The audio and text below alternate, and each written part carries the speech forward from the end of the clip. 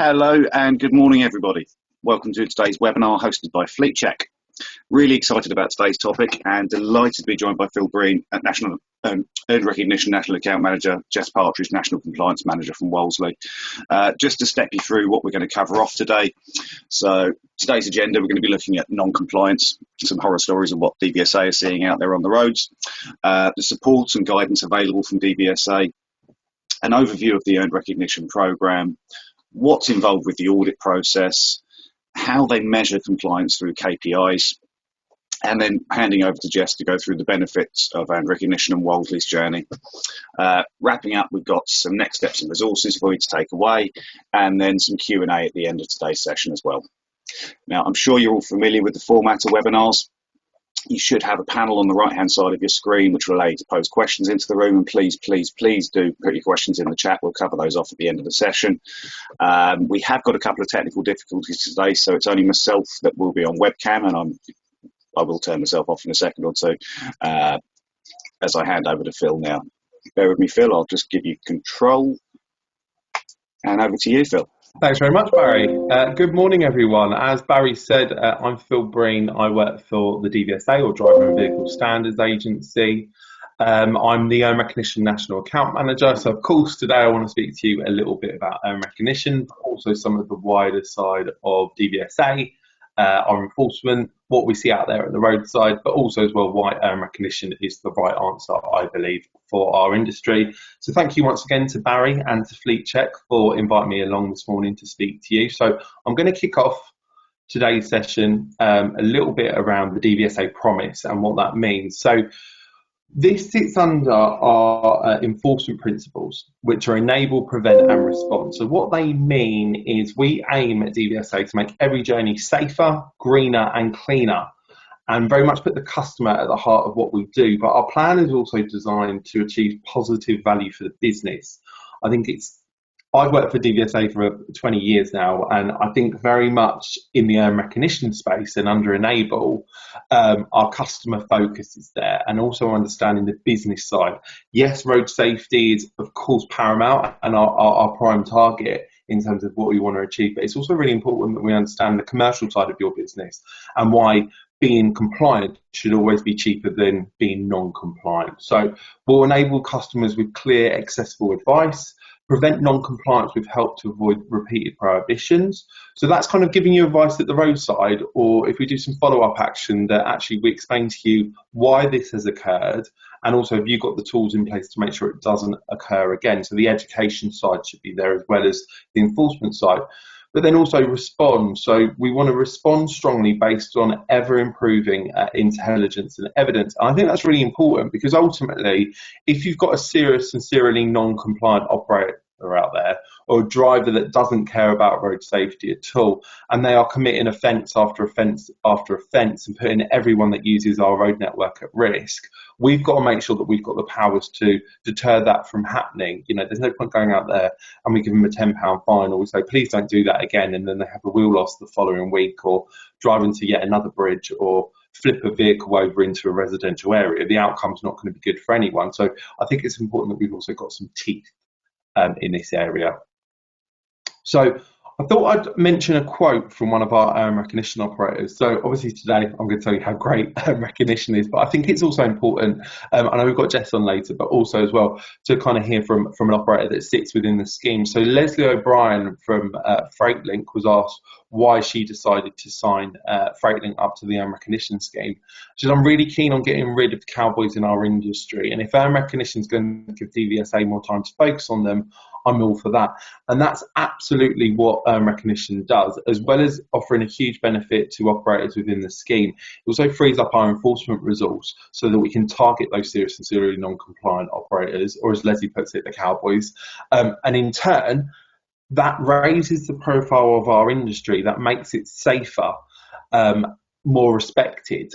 So it's a win-win, really. So I'm going to move on to a little bit about non-compliance and what we see at the roadside in DVSA Yes, we've got some of the safest roads out there across the world, but there's always more that we can do. And just because they are safe doesn't mean they are perfect. So here's some examples of what we see out there on our roadside. So that first picture on the left-hand side probably represents what I talk about quite a lot in business, and that's a business culture. Now, this operator brought that vehicle in for an annual test like that. So that Coke can that you can see over the exhaust pipe, that wasn't us having a random check. That wasn't them sticking that on to go around the corner for a fix. They were bringing that to a test station or an ATF for that to be tested to say that meets the minimum level of road safety standards that can pass an MOT test. That, I think, when I talk about culture, that represents a culture of someone who isn't really caring about road safety, or thinks they know better, or thinks the rules don't apply to them. But either way, that is a mindset out there. And I'll talk a little bit more about culture as we go through some of the slides. That middle picture there, that was down on the A34. Driver claimed that they'd done a thorough walk-around check that morning. I don't know about you. I don't think that could be missed on a thorough walk-around check. I think that probably at one point was a tyre. I think we struggle to call that a tyre anymore. I mean, I've seen cords exposed in my career, but I think that takes it to a whole new level. So flying rubber shards and metal shards are actually flying out of that tyre as that was going down that O road. Quite a busy morning as well. People taking kids to school, people trying to get on with their lives, go get to work, etc. The outcome would not be a good thing. You don't want to be behind that on our road network. Now, picture 3 is that top right-hand corner. Now, some people think that's actually one combined vehicle. It's not. You've got a flatbed there. You've got that metal blue piece of machinery there, which is actually part of a vehicle transporter. Now, that was over the Easter bank holiday weekend. That piece of metal was actually flying up in the air and smashing down on the body of that flatbed. That was luckily stopped by our stopping officers that were out there on the roadside, and we actually prevented that causing an accident.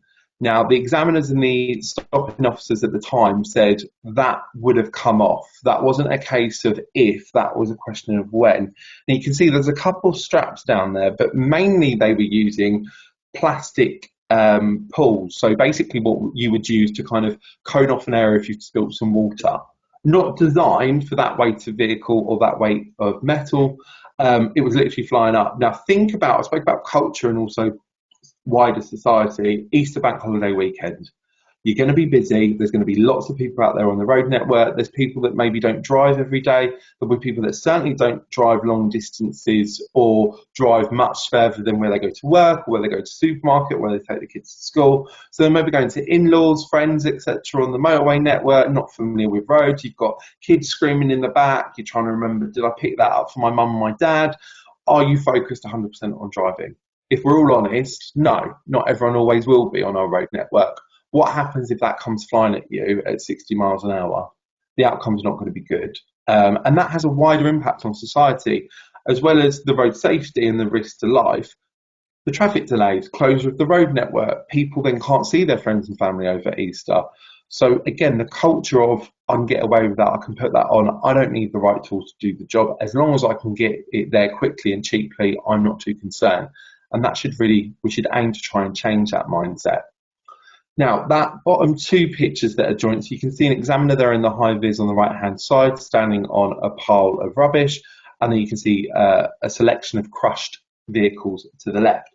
Now, they are linked because they are kind of one in the same. So that examiner that you can see, you may think, oh, they're at a local recycling centre or a dump. They're not actually. They're standing on 40,000 tonnes of illegally dumped waste on the Greenbelt. So that could be your local playing field, that could be where your parents walk the dog, that could be where your kids play sports. Now, that has an impact on wider society now. That Greenbelt land can't be used by local residents anymore because the operators and the vehicle that you can see on the left-hand side, they were responsible for dumping that waste illegally. So non-compliance exists because someone is paying them to do that. Now, either directly or indirectly, someone would have paid the vehicles on the left-hand side picture to pick up that waste.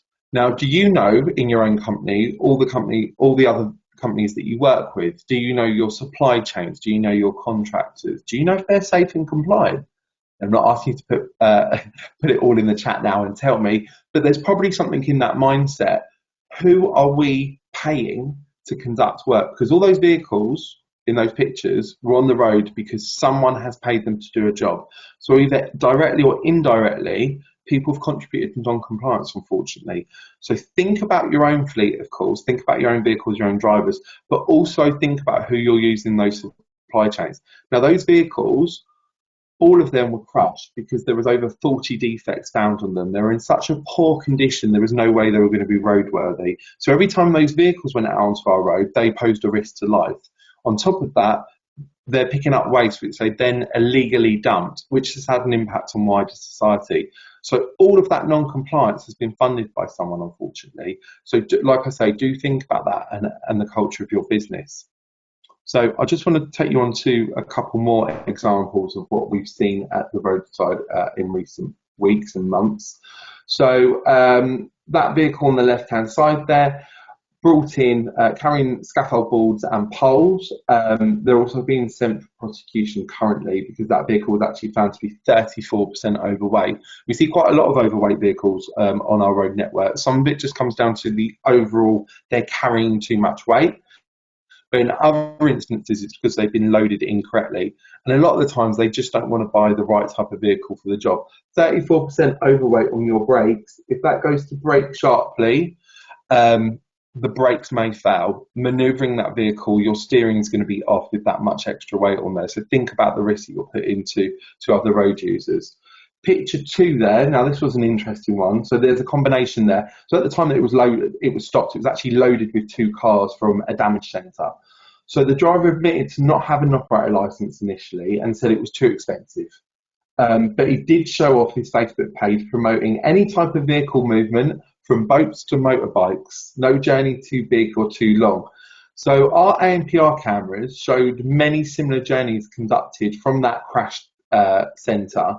They were actually conducted on a daily basis. So he was out on our road network on a daily basis. And the driver quickly changed his story, funnily enough, when we went into a caution interview. Said it was for personal use, that the vehicle belonged to his friend, she turned out to be his wife, and he was just borrowing it. The vehicle also had no insurance and was impounded and now is waiting a public inquiry. Picture 3 there on the right hand side. So we stopped this vehicle on the M6. So you've got a 6-axle combination vehicle there and was displaying trade plates for some reason. The driver, who was also the company director, said he was exempt tachographs. Couldn't tell me why he was exempt tachographs, but was adamant he was exempt needing a tachograph. Held no CPC qualification, had no driving licence, and admitted he'd never held a HGV driving licence at all. And just to top that all off, the vehicle had no insurance. So all those matters now are being dealt with by DVSA and also the police. Now, looking at those 3 types of vehicles, all of them are not really used for personal use, if we're honest. They are used in bigger jobs. They're used for other work. So again, I'll take you back to my earlier point. Think about non-compliance in this country. Think about, are you helping them, as it were? Whether or not that be directly or indirectly, but do think about the vehicles that you're using in your supply chains and those companies that you're working with. So, festivals, quite timely. So, Glastonbury Festival's just completed, but I did want to just highlight what we found last year, because I haven't got the full report in yet from what we found last year, but I'll use Glastonbury as an example. So, last year we went out to Glastonbury, didn't see any acts or any music, unfortunately. I wasn't there, but some of my colleagues went, but purely for enforcement reasons. So in this example that I want to show you now with some of the vehicles on the screen, we looked at 17 minibuses, and we had 5 examiners out there on site. So just out of those 17 minibuses, this is what we found: 26 level 4 and 5 offences. So 4 and 5 offences are the most serious offences that we deal with at the roadside. So these are generally your what we call your traffic side. So it's your driver's hours, your operator licences, your driving licence, that type of stuff. And we found either no or incorrect driving licence, no CPC qualification, no MOT, no tax, no operator licence, failure to use a tachograph not fitted, and no insurance. We then also on those vehicles found 8 category 1 defects. Again, cat 1 is your most serious defects from a mechanical point of view. So we found tyre treads worn beyond legal limit, damaged tyres, so structural cords are fully exposed, indicators and lights not working, faulty or damaged seatbelts, and ineffective braking systems. So we issued 9 immediate prohibitions, 2 delayed prohibitions, we issued fixed penalty notices, 8 prosecution cases were taken forward, and then 1 vehicle was impounded as well and being detained on behalf of the traffic commissioners. So I mentioned about your supply chains and your third parties and who you tender out to. Also think about who you use in your personal life. Also, your kids' trips, for example, if they go on any school trips, do you know what process is in place by your school to check that vehicle is safe? The amount of times that I speak to governors, headmasters, or people from senior PTAs, and they say, well, of course they're safe. How do you know that? And their answer is, well, they're safe. They must be. Of course they are. This is 2025 out on our roads. Look at the examples that I've just given you. Not all vehicles are safe, and I think that there is a way forward, and that's not using non-compliant operators in our supply chains and our contracts. So just have a little think about that. Now I'm going to move on to the next part of my presentation now, which is understanding where the help that we give you, where it is, how you can access it, and what that help looks like. So I want to start off with some of the guides that we put out there. So DVSA published a whole host of information on gov.uk. But also there are guides which are available digitally, and there's some examples there. So we also send out memos, so legislation changes that could be directly from us or from Department for Transport as well. And then we also send out frontline enforcement and staff processing, memos regarding weighing, all sorts of things all the time. So do take a little look out for them. We also have our ESP, the Enforcement Sanction Policy. I'll go right to left. And on that, it's really important that you also look at some of the notes in there as well. That gives you an understanding of where our enforcement powers sit, and also if you do find yourself at an enforcement check, what's likely to happen. We've also then got categorization of vehicle defects. So that explains about all the different types of defects and where those levels sit. So you heard me speak about Cat 1, but that will explain what sits at a Cat 1 compared to a Cat 2, and where those defects are. And then we've also got the Enforcement Operations Manual. So our ESP, that explains all around what we do and how we do it in the enforcement arena. So really important guidance, which are all out there. They're made in conjunction with regular stakeholders. So we do speak to trade bodies, we speak to HGV and PSV operators around this, bodies such as Logistics UK, RHA, CPT, etc., and also major manufacturers and also vehicle developers. So we're not there just to say this is right and this is wrong. We do work with industry. And probably the main document that we deal with on industry, which you will get regular updates on, last one came out in April of this year, the Guide to Maintaining Roadworthiness. A lot of people do refer to it as the Industry Bible. That's made in conjunction with our stakeholders, but that gives you the full overview of what you should be doing to maintain your vehicles and how to keep them roadworthy. All of this is available on gov.uk as well. It's created by our enforcement policy team, who are also there to help and guide you. So you can email the enforcement policy team. So it's enforcementpolicy@dvsa.gov.uk. They'll answer any questions that you may have around any of that guidance that I've spoken about, but also just general policy. The QR code that you can see there on your screen as well, if you scan that, that will take you forward to their pages as well. But I will move on, as I know, as ever, we'll be pressed for time to cover all these categories. But I know this is also being recorded, this session. So I'll move on now to setting an exemplar standard for safety and compliance. So I truly believe that setting the standards for road safety and compliance in this country sits in the own recognition space. So it's not just me that recognises own recognition operators as the safest on our roads. Traffic commissioners do. Lillian Greenwood, the Minister for the Future of Roads, spoke at the Own Recognition Annual Summit this year, and she described own recognition operators and their drivers and vehicles as the safest and most compliant on our roads. Ministers don't use that wording lightly, so it's really nice to see that the central department and central government is in full support of the own recognition scheme. it is, to me, feels like the way forward. Like I said, I've been with DVSA for nearly 20 years now. This feels like understanding both the business aspects of your operations as well as the operator license obligations and safety and compliance, all kind of bundled together with support and partnership from DVSA. So the own recognition scheme came around because industry were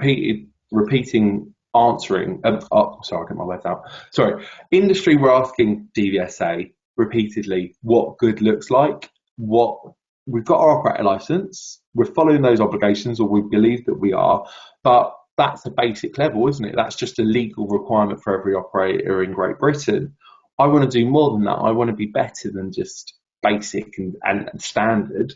We want to sit in that exemplar category. And this is where recognition came in. So we designed a program which is free to join, a scheme that supports you as an operator, that works as a partnership and a very different enforcement way of working compared to those roadside encounters, desk-based assessments, or visits that you may have had in previous years from DVSA. This is us working with you, not finding fault, but supporting you on your journey to stay in a safe compliance space. And keeping you there, but also developing aspects of your business so that it's commercially viable to continue to be compliant and ensuring that compliance is always cheaper than non-compliance. So it's, what does it look like and what is it? So I'll start off a little bit with it being a free to join scheme. So there's no sign-up fees, there's no membership fees or anything like that. There's a requirement to have an audit. And what does that audit look like? So the audit is at the point of application and then once every 2 years. So the categories that you can see on your screen are what are covered in the audit. And it is an audit. I see a lot of audits in my career that aren't actually audits. I think sometimes we've got stuck in the mindset that a tick box exercise is an audit. It's not. Our audit is evidence-based, and it's based around those categories that you can see on your screen.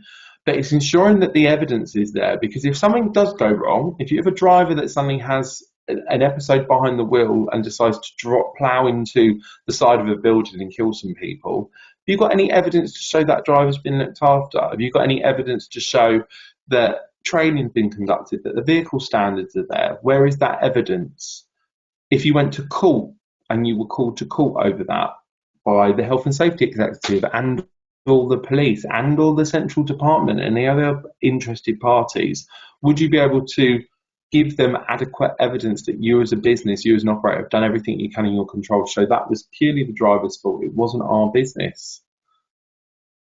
That's a question I guess you've got to ask yourself, but I can assure you in the own recognition audit, the evidence is there. So we won't, for example, I'll pick category 8, which is training. We won't be asking you, have you trained your drivers? Yes or no. Tick, next category, which I do see in some audits, I'll be honest with you. But in a recognition audit, it will be, well, what training was conducted? Who conducted the training? Where's your evidence that that training was successful? Have you had to do any follow-up with that training? Has the training been conducted in the right categories? And what I mean by that is I spoke to a scaffolder a few months ago. Scaffolder, they use boards, they use poles. They were trained, they were given load security training. Brilliant, that's what we like to see. They were shown how to load boxes into a curtain slider. They don't use those vehicles and they don't use boxes. So what was the point of that training? Great if they're going to change jobs, but for actually that operation, for those drivers, for that business, that wasn't the right type of training. So the audit is, like I said, at the point of application, then once every 2 years. That is your coat of armour. If something does go wrong, the evidence will be there to back you up as a business that you've done what you should do. Now, yes, it's built around the operator licence obligations, but we've also made sure that it covers things like the health and safety executive requirements and also things like counter-terrorism and vehicles not being used as weapons in line with the DFT guidance. So it's there to support you as a business to show, yes, I am an exemplar operator and here's the evidence that proves that in every one of those categories. Now, there is also a requirement, and probably, I guess, the unique selling point of recognition, as it were, is the vehicle KPIs and driver KPIs. So the KPIs, or key performance indicators, so you can use systems such as Fleet Check to report on these on a 4-weekly basis. Now, these aren't designed to be invasive in any way, and this is very much top level. So on those categories that you can see on your screen, they're not there for me to know Dave went over his driver's hours last Tuesday, for example, or Sharon rushed to a walk round check last Thursday. doesn't give me that level of detail. All that we'll get is every 4 weeks, in line with the ISO calendar, so 13 reporting periods a year, these categories will be reported into us. So they just measure, are you doing what you should be doing? We don't know the level of like individual drivers. It will just tell us if you fail to meet one of those KPIs, we'll get a small alert. You'll have all that information in real time. We get it 4 weeks in arrears. So I would say 9 times out of 10 with the operators in our recognition currently, they'll send us an email in advance saying, I'm going to trigger on, say, working time directive because these 2 drivers went over it this month. We've spoken to them. They misunderstood what our instructions were. Really sorry. No problem. You're an exemplar operator. You're not perfect. Your drivers aren't perfect. Your vehicles aren't perfect. You're exemplar, but not perfect. Too many moving parts to be perfect. I don't believe in a perfect operator. It's never going to happen, unfortunately, because we're all human at the end of the day, and that's absolutely fine. You're an exemplar operator. We're not there to find fault. We're there to support you. If you then needed more support from us, of we're triggering on this, why is that? We can speak to you. We can speak to your transport managers. We can speak to your drivers. This is a partnership working. This is you staying within that exemplar space. It's not there for us to find fault. It's there for us to support you. So they come in. The KPIs, we don't have huge issues with them, I'll be honest with you. Probably comes down to that culture that I spoke about. With recognition, you will be instilling the right cultures within your business for safety and compliance. Because we truly believe that road safety matters. So actually, what we want to get to is a place where safe and compliant operators are seen in our towns, in our cities, in our communities, on those large builds, so that it's commercially viable, so for the safest and most compliant operators to be the most profitable, to be honest with you. I want to make sure when a child gets on a school bus, that vehicle's got brakes, that driver's got a driving licence. That doesn't always happen, I'll be honest with you. That should be happening. I think in 2025, to send a child on a school bus that we don't know is safe is ridiculous. We shouldn't be in that place. When a refuse vehicle comes to collect rubbish from outside your house, that driver's properly trained to manoeuvre that vehicle, and they're not going to plough into the side of a house because they don't know how to manoeuvre that from a standard HGV. Again, we see that because the right practices aren't in place with driver training and checking their experience, unfortunately. Got the right driving licence, there's some keys to a cab, get in it, off you pop. We see that. So we've done a big piece of work currently working with Metro mayors and all the local authorities and councils to understand what they have in place when it comes to safety and compliance. I truly believe an easy way is just to say, we're going to use recognition operators because DVSA are doing all the heavy lifting through the audits, through the KPIs to make sure they're safe and they're staying safe. So commercially, I want to grow recognition to make sure it is commercially viable as it possibly can be. And the way that we've done that is, of course, working with these towns and communities, but also modules. So recognition is, like I say, free to join scheme. You report those KPIs. You can do that digitally. You can do that paper-based systems or a hybrid approach. I don't feel you've got to have fully digital systems, but of course you can use the Fleet Check system, which is a great approved system to report those KPIs. But I also, like I said, want to make sure commercially those business opportunities are available to recognition operators. So these modules that you can see on your screen are available to recognition operators. They're optional though. You can add these on. You don't need to do these because I don't want to do a one-size-fits-all. I don't want to make a rural operator up in Scotland with a PSD have to have the same equipment on it as a HGV operator driving in central London. They're very different environments, and we recognise that. So these modules are optional, but they do give you choices within the marketplace. So that first module that you can see on your screen, the TfL contractual module, so we hold alternative status with TfL contracts. So through that module, it allows operators to apply for any TfL contracts, any contracts that require fours, any contracts that require clocks, any contracts that require work-related road risks or WRRR, and also it meets the standard for the direct vision standards and also TfL's HGV and lorry safer scheme. So it gives you a bit of choice in that marketplace. Next module is the London Power Tunnels 2 or LPT2 project. That is the largest electrical tunnel build from National Grid and across Europe. So that allows operators to apply for those contracts. We've then got the concrete operational module. So this was made in partnership with the British Aggregate Association So tail end of last year and the year before, there was a high rise in volumetric and tanker rollovers, unfortunately. This is a lot of concrete and cement work and also quarry work. So we wanted to raise standards in this very specific sector. So we worked with the BAA to raise standards and set out guidance for what good looks like. What does exemplar standards look like in that industry? So that module will allow you to raise standards for those types of vehicles, those types of environments. And feedback is we're starting to do this now on contracts within that area. So I'll move on to HS2. That's probably pretty standard, as you can guess. That allows you to gain access to contracts for the HS2 project. And then finally, our newest module is a bit of a rebrand. It's the PSD private hire module. So this is made in partnership with the Guild of British Coach Operators and also the School Travel Forum, or FTF. So this allows operators to gain contracts through the Guild and gain membership to the Guild, and also gain contracts through SDF, who are responsible for a large amount of home to school transport, but also international school transport. And again, just raising standards in that sector. So earn recognition is aimed at operators that have held an operator license for 2 years or more, because they've had the opportunity to gain experience and prove that they are exemplar. But we also set up the Road to Earn Recognition program. So this is aimed at new operators, those that held an operator license for 6 months or less. It's a milestone program. So it's designed to get that right business culture that I spoke about in place from day one. We spend a lot of time and resource at DVSA working with operators that have been around for years to unlearn bad practice, to unlearn things, to stop that mindset of, well, my dad did it this way and his granddad did it before them. Things have moved on in 40 years.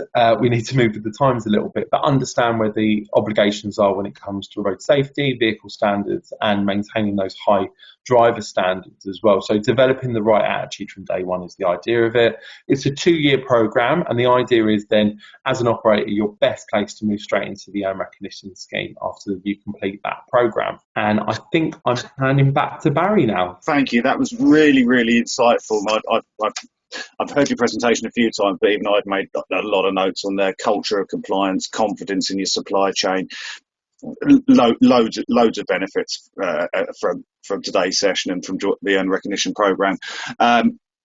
Before I waffle on too much, delighted to, as I say, to be joined by Jess Partridge as well.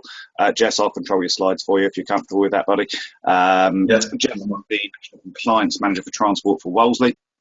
I'm sure you've seen their vehicles around. If not, probably got some of their kit in your house as well. But Jess is going to talk about their journey to and benefits of earned recognition. Thanks, Barry, again. So, I'm National Transport Compliance Manager for Wolseley UK. Been part of the Wolseley team for 19 years now, I think 20 years next year. So, always worked in transport, and we've really been focusing for the last 4 or 5 years on compliance. So, we're currently running best part of 950 odd vehicles, ranging from 3.5 ton van up to a 32 ton crane across the whole fleet, including our supply chain, which 44 ton tractor trailer. We're looking at, I think we've got about 250 depots across the country, so really, really difficult to maintain from a central point. And we've had earn recognition now for 3 years. And to be honest, it was difficult at the start to get it. You know, we had to adapt our kind of transport policies around recognition policies. And at the time, you know, it was, like I say, it was difficult, but we've had it for 3 years now. And the whole aspiration of getting it was to better ourselves and be the best in industry at compliance and transport, which is what Phil was touching on earlier. So I just want to go through 5-10 minutes with you guys just to go through some of the advantages we've seen since joining the scheme and some of the things that we've done certainly in the last 2-3 years that to be honest has really bettered ourselves and we're best in practice, best in the industry really regarding compliance.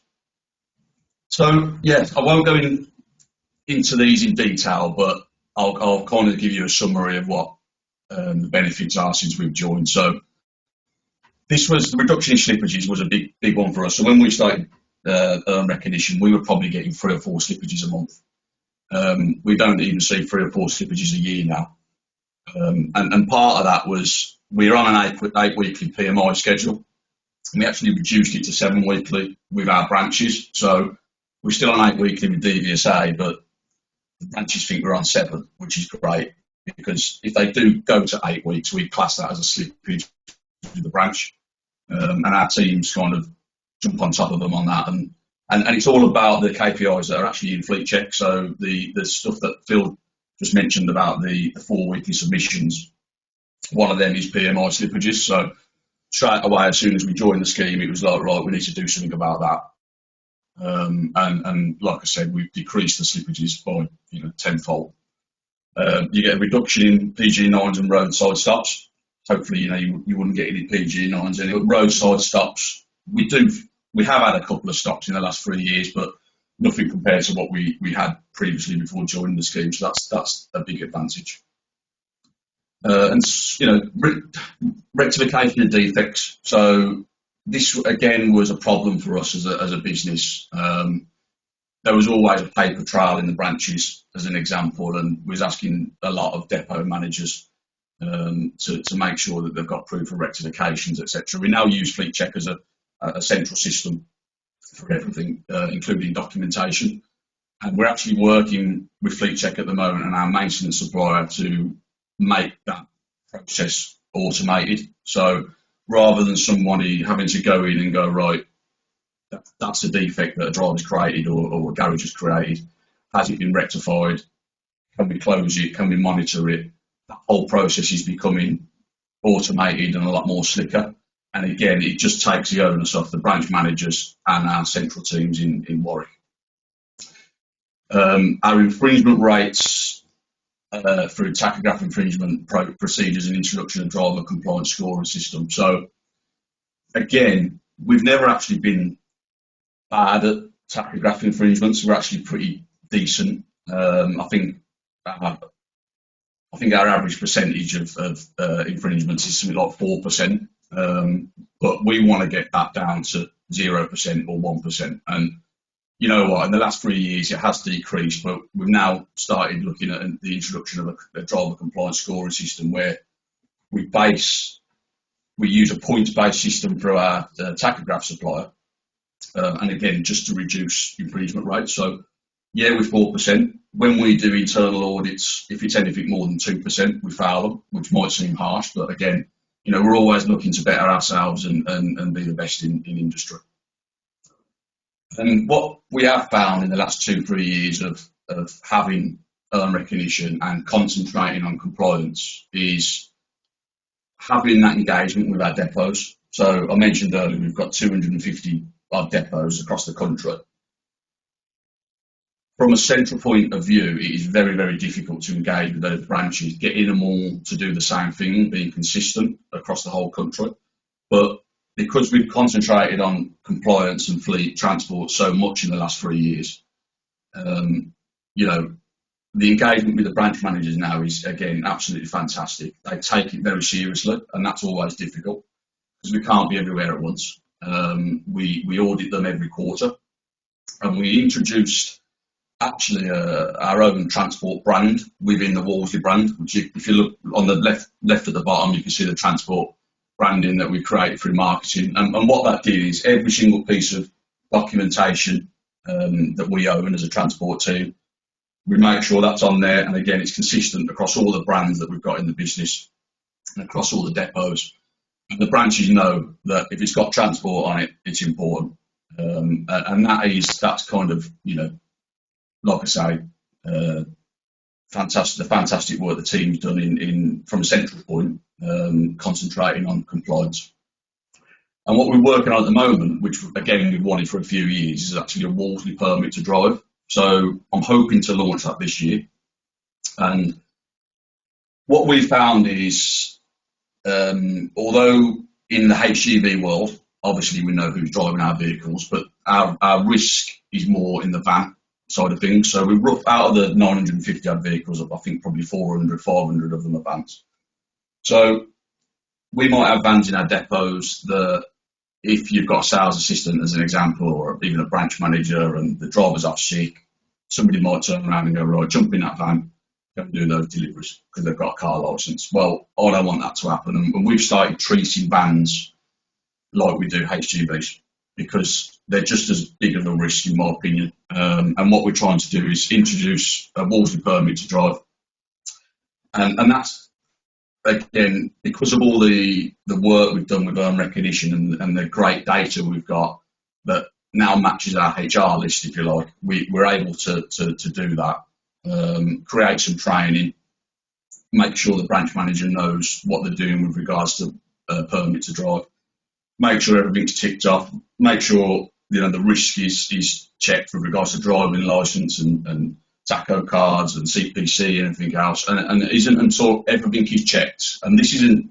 just part of the induction for new drivers, this is current drivers as well. It isn't until that is all done and they get that permit that they can get the keys to one of our commercial vehicles, and that is what we want to try and launch this year. And without all the work we've done previously, we could never have dreamt to doing that because the data just wasn't right. So again, it's part of everything that we've been doing. This time last year, we actually updated our operator's licence from restricted to a standard national. Again, I keep going on about it, but it was part of the condition we've had on compliance in the last 3 years.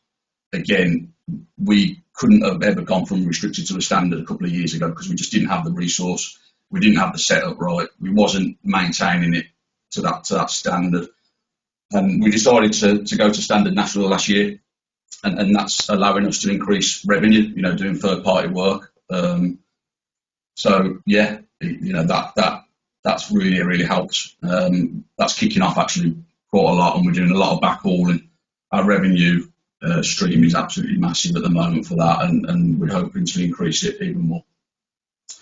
I mentioned the management of data across systems, but again, it's really difficult from a central point when you've got a lot of depots all over the country to get that data aligned with the TACO, HR data, driver data, all the drivers set up in fleet check, etc., driving licence mandates, and we've aligned it all, again, focusing on data and compliance.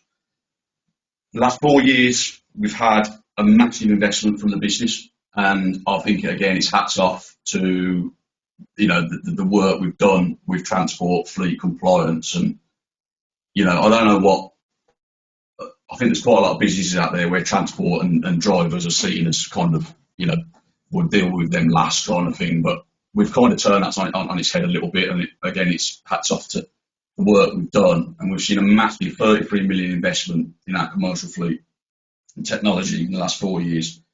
And I think 85% of our fleet now is 5 years old or less. So we've got really up-to-date technology in it. It's not very often we go to the business if we want something signed off for commercial fleet and they say no.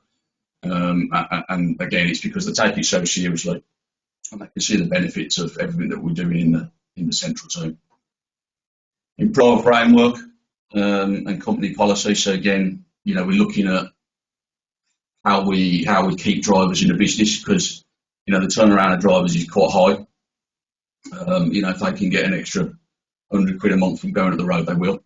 And we've tried to introduce new frameworks that are a lot less harsh and more fair as the driver. And again, as a central team, a central compliance team, we want to keep drivers, we want to coach drivers, advise drivers, rather than kicking them all the time.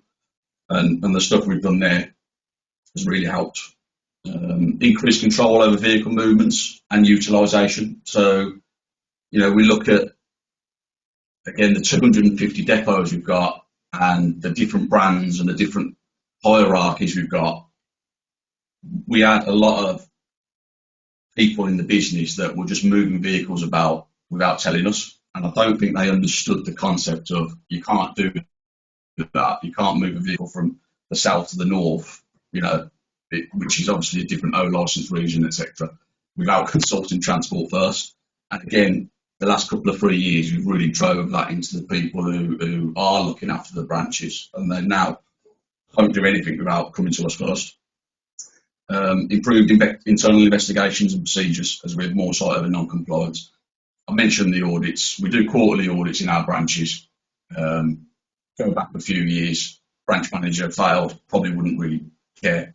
They don't like to fail now, and that is sentiment to how we've kind of drilled it into them, how important compliance is. Yeah, so just a little bit more about the investment and what it means to us. So, of course, newer fleet, newer technology means the risk of compliance is a lot lower, and we can maintain our high standards. I've been, like I say, I've been there 19 years, 20 years next year, and I've never seen a newer, most up-to-date fleet since I've been here. We had vehicles that was probably 13, 14 years old, including HGVs at one point. We don't keep vehicles any more than 7 now, and as soon as it hits that cycle, they get replaced. And obviously, newer vehicles mean less maintenance costs and less time off the road, which in turn increases productivity and reduce breakdown costs. So it's difficult as a transport team because I think all we ever seem to do is ask for money. But you know what?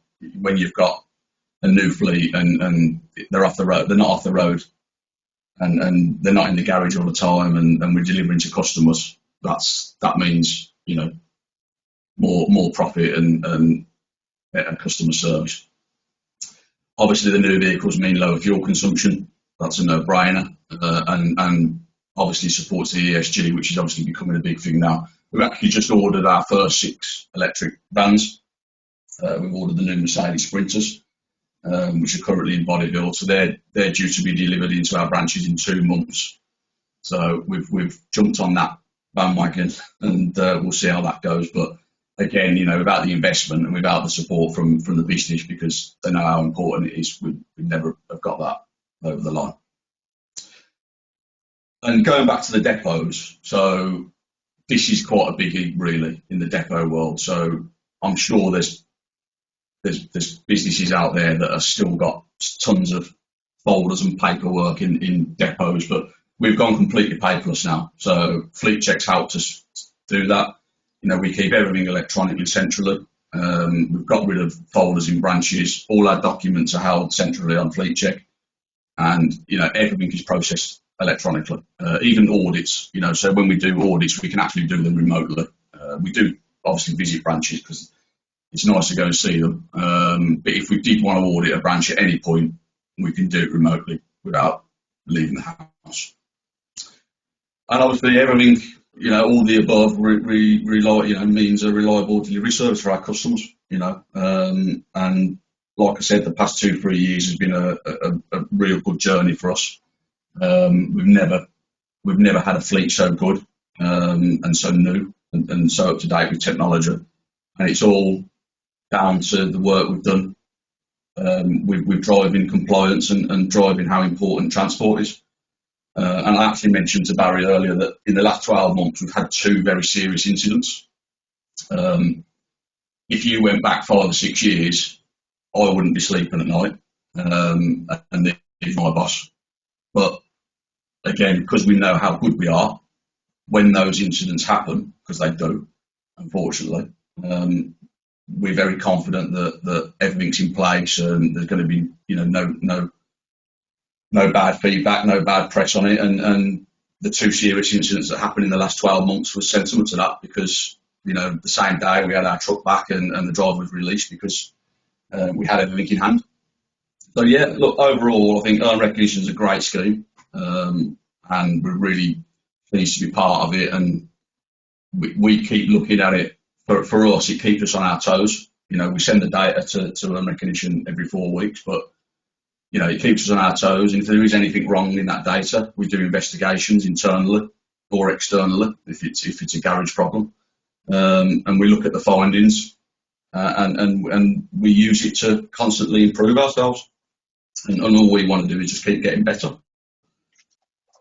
Thank you, Jess. That was really, really insightful. Really, really insightful. Really enjoyed that, and your session as well, Phil. You actually took my thunder there, Jess. I was going to say you've missed an eighth benefit there to earn recognition of being able to enjoy a good night's sleep, knowing you've got the right system. It's definitely a major advantage. I mean, for me, the biggest advantage of recognition since we joined it is having that direct contact with Phil and his team. To be honest with you, but that bit, accidents and incidents do happen, unfortunately, and when they do happen, like I say, we're very confident because of everything that we've done in the last few years, and being part of this scheme gives us that confidence that actually we're going to be fine.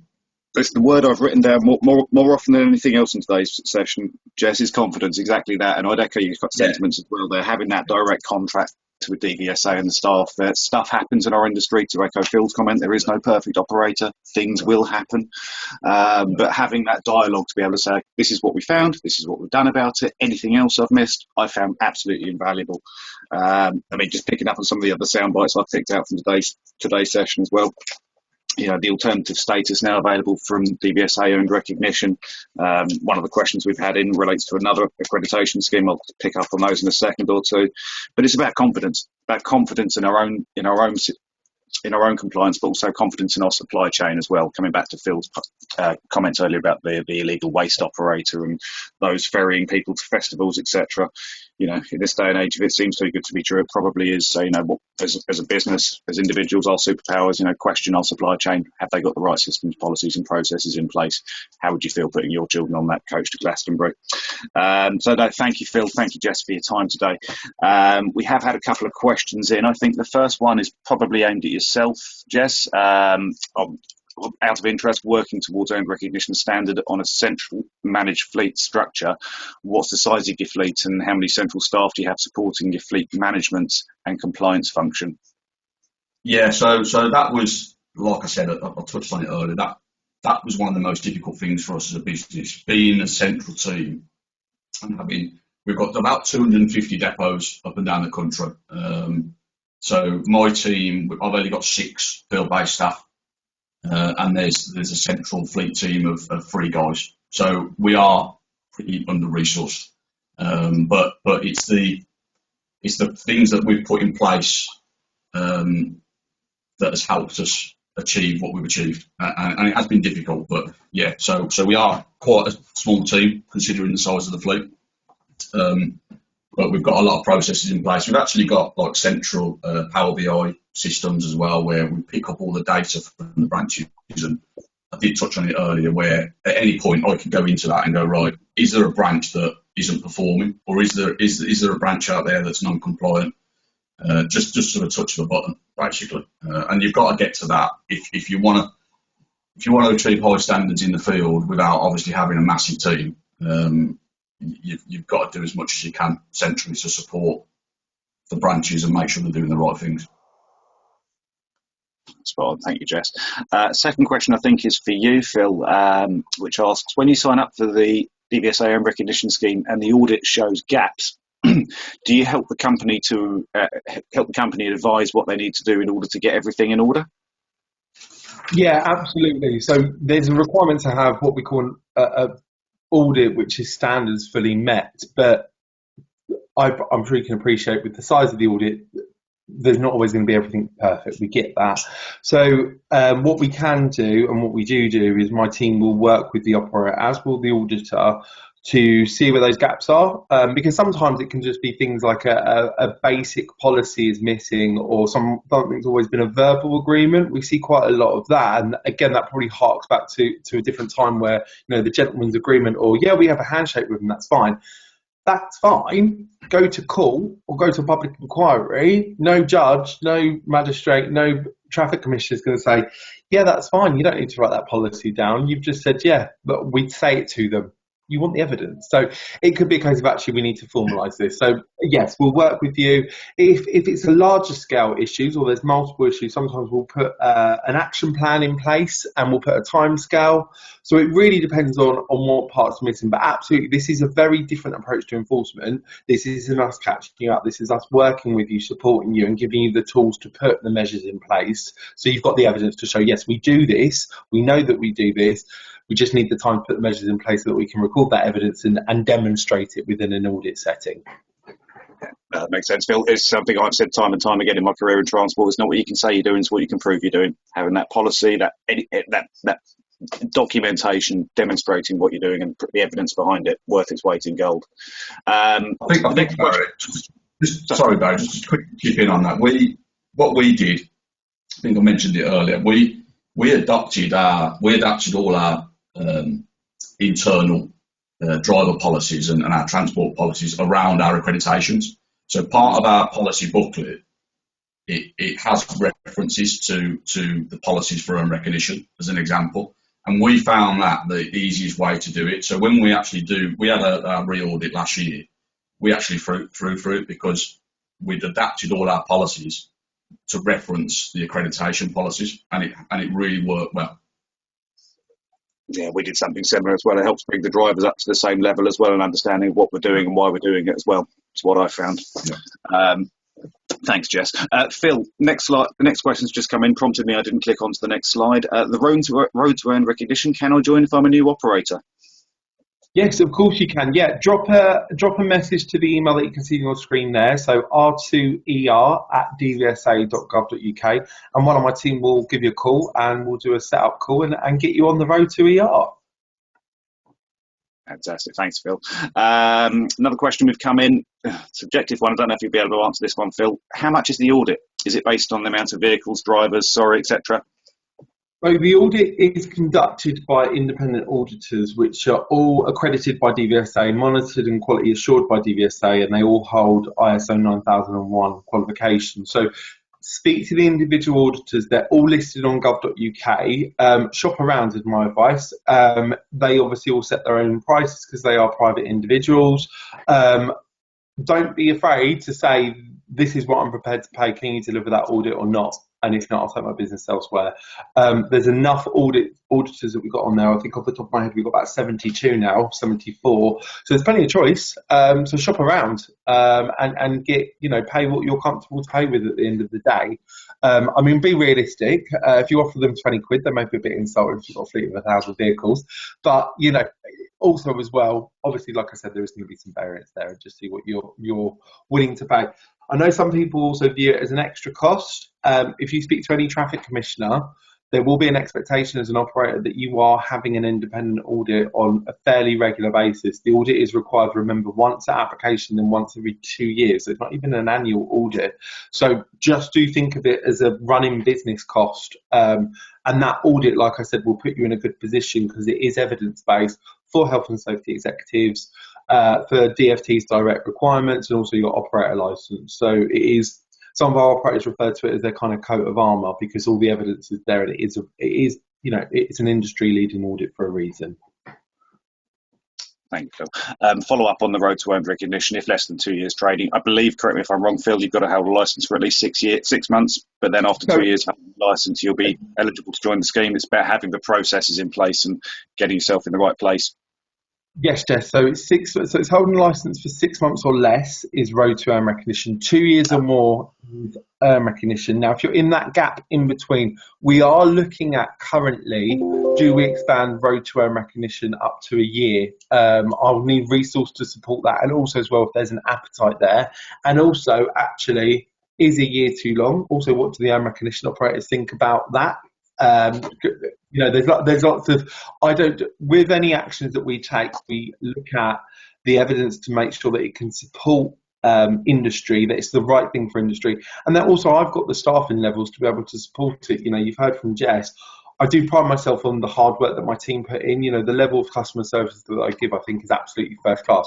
What I don't want to ever do is over expand anything and we drop our standards. I've got to make sure when I say exemplar, I expect our operators to be exemplar. I expect my team to be exemplar as well in terms of the customer service they're delivering. I suppose from a resource perspective, Jess, it comes back to Leslie's comments earlier. The more people that join earned recognition as an exemplar status, the more they can focus on the cowboys, etc. But if they could divert resource from enforcement more to DVSA for the support, etc. I'm just thinking out loud at the moment here, but it would certainly make a case for you to expand your team in my mind. Sorry, I digress. Asking for a friend, Phil, because this is something I hear time and time again in the industry as well. As joining earned recognition, do DVSA have access to all of our data? No, we only see what you send us. So that information, those KPI data that are sent automatically through your systems, but you're sending them. We don't go in and grab anything. And like I said earlier in my presentation, Barry, we don't have the level of detail that the operator has. It just tells us whether or not there's an alert or a trigger for that particular subject matter of the KPI for that reporting period. It'll just say that there is something's gone wrong here or something's not met 100%. That's all. We don't have direct access to any operator data. No. Thank you, Phil. I thought I knew the answer, but as I say, it's something I hear time and time again across the industry as well. And just time for one final question. I do appreciate everybody overrunning slightly. When will DVSA make this mandatory, Phil? When the industry is perfect, I think would be my feedback to that, Barry. It all depends on compliance levels. I mean, ultimately, there's more than half of the GB fleet that don't meet own recognition standards. So to make it mandatory, what do we say to half of our industry? You can no longer trade, you can no longer have an operator license. That's probably not the right thing to do. And we've got to be realistic. This is the exemplar. It's never going to be for everyone because not everyone's going to be able to have exemplar standards. That's just the reality of the world.